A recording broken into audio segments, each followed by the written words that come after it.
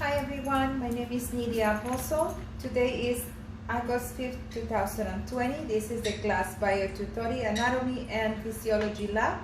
This is the Muscle Physiology Video Presentation Lab number 6.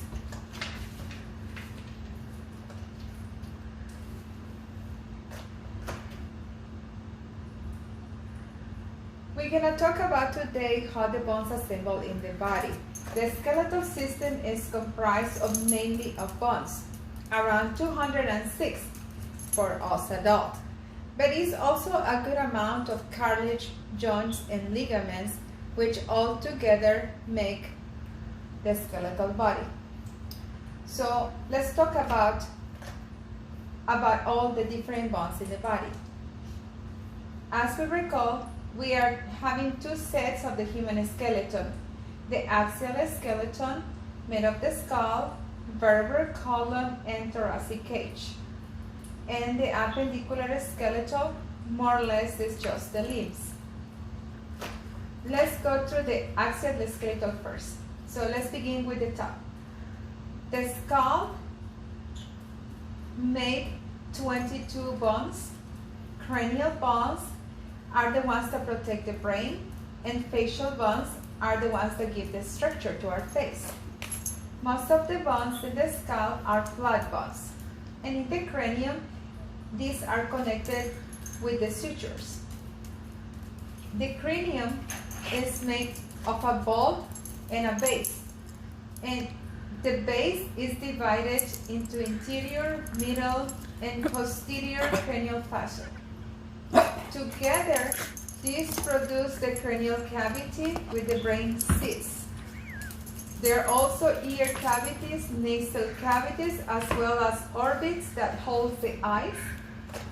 Altogether, there are 8 cranial bones. There is the frontal bone, 2 large parietal bones, the occipital bone, 2 temporal bones, the sphenoid bone, and the ethmoid bone. The cranial bones are connected, as we said, by the sutures, and each suture has a specific name. The coronal, sagittal, lambdoid, squamous, and occipital mastoid sutures. We should also mention that foramen, that holds the nerves passing through the most famous the foramen through which the spine cord passes. The facial bones, which are 14, we can start with the mandible, which is the lower jaw. Then we have the maxillary bones, which is the upper jaw and part of the face. Next we have 2 zygomatic bones or cheekbones, nasal bones, which makes this bridge of the nose, lacrimal bones, palatine bones, the vomer, and the inferior nasal concave. Then we have also the hyoid, but it sits under the mandible, but it's not connected with any other bone, and it's not part of the face. Next up, in the axial skeleton, we're going to do the vertebral column. We also call it a spinal column or spine.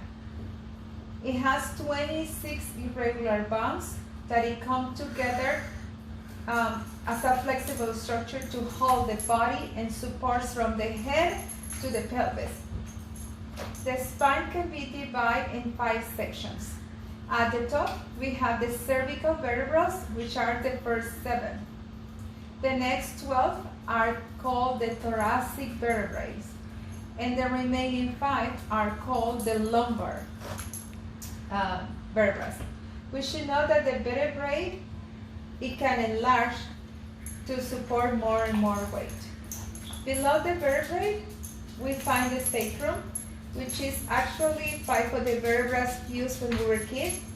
And below the sacrum is the coccyx, also known as a tailbone, which is made by the few tiny vertebrae that fuse together.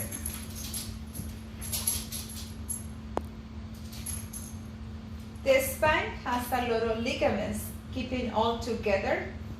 The main ones are the interior and posterior longitudinal ligaments. That runs the front and the back of the column.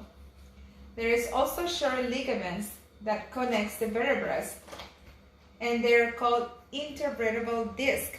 These are like cushiony pads that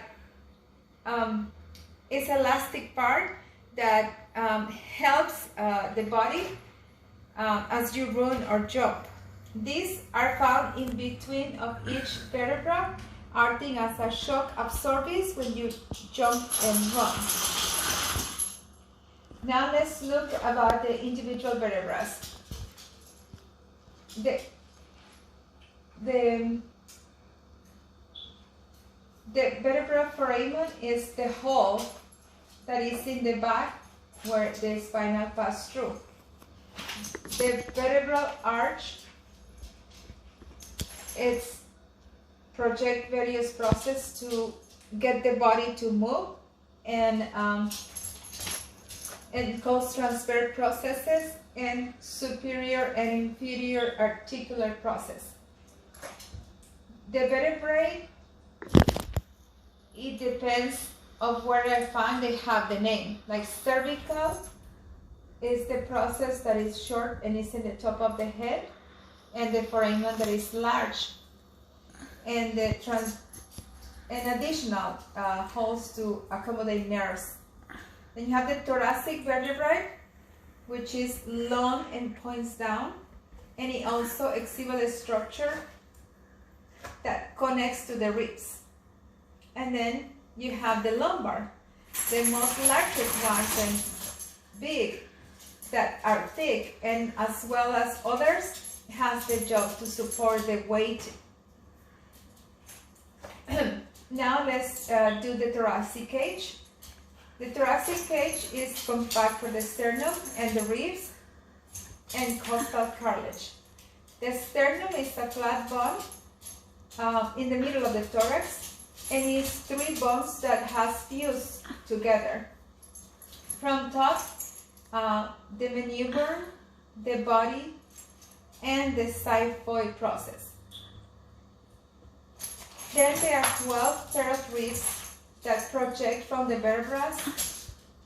The first 7 pairs attach directly to the sternum via costal cartilage, and these are called the true ribs. Then we have the 5 pairs of false ribs, 3 of which attach to the sternum indirectly with costal cartilage from the ribs above, and the last 2 they are floating ribs because they don't attach to anything. The ribs are flat bones that get longer from pair 1 to pair 7, and then they get shortened to 8 to 12. With the axial skeleton complete, let's move to the appendicular section. The appendicular is mainly the limbs. Let's take a look at them. Let's start with the pectoral girdle. This is comprised of the clavicle or collarbone and the scapula or shoulder, which give a structure to the shoulder, attaching the upper limbs to the axial skeleton. The clavicle has the sternal end, which attaches to the manubrium, and the acromion end that joins the scapula. The scapula is a thin flat bone, roughly triangle, and it has 3 borders: the superior, the medial or vertebral, and the lateral or axillary. From here, let's think about the upper limb: the arm, forearm, and hand. The arm is the top, just the upper portion. So let's start here. This arm, we find the humerus, a typical long bone with the greater and lesser cubicle, radial root, medial and lateral, epicondyle, radial and coronal fossa, trochlea, and capitulum. Then we have the forearm. Now we see two bones, the radius and the ulna. They are connected all the way down by interosseous membrane of flexible ligaments. The ulna slightly longer. The radius goes from wide to thin the other way, with a thin head and radius tuberosity and a radius styloid in the process. From these bones we see the hand, and the hand has separate bones. The carpus of wrist is made of 8 little bones called carpus. This one is the scaphoid, lunate, tracheatrium, pisiform, and the trapezium, trapezoid, and capitate, and hamate. Next we see the 5 metacarpals, which make the palm of the hand, and they're just simply 1 to 5 from thumb to pinky. This connects to the phalanges, which are the bones that make your fingers.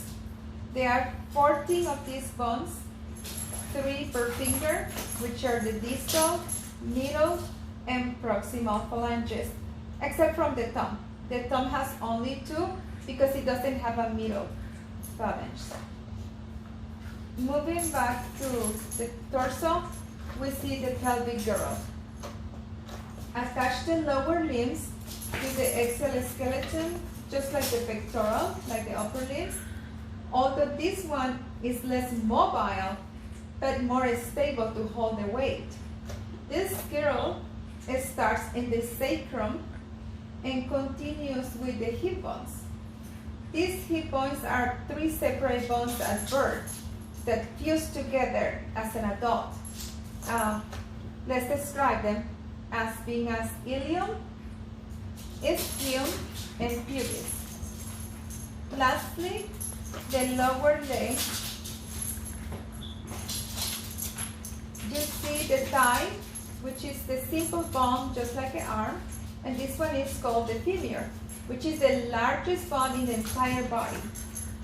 Here we see the head with a small tip, which is called the fovea capitis, the greater and the lesser trochanter, the intertrochanter rest, the gluteal tuberosity, linea aspera, medial and lateral condyles, and epicondyles, intercondylar fossa, and the patella.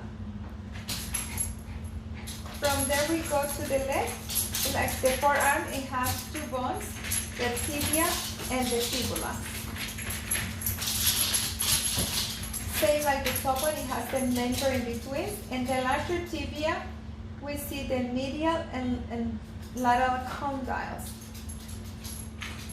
tibial tuberosity, interior border, medial malleolus, and fibular notch, which is right here. The fibula is more thinner with his head lateral. And then we get to the foot, which is similar to the hands. We see the tarsus, which you see 7 bones here. The big ones too is the callus and calcaneus that makes the ankle. Then you have the cuboid, the medial, intermediate, and lateral human 4 bones. Then you have the metatarsals with 5 long metatarsals, again not named 1 to 5. Also like the hand, you see 14 phalanges, 3 per toe, except 2 for the big toe, also known as the hyoids. So that wraps our basic information about all the bones of the body, and I hope that you enjoyed the video. Thank you very much.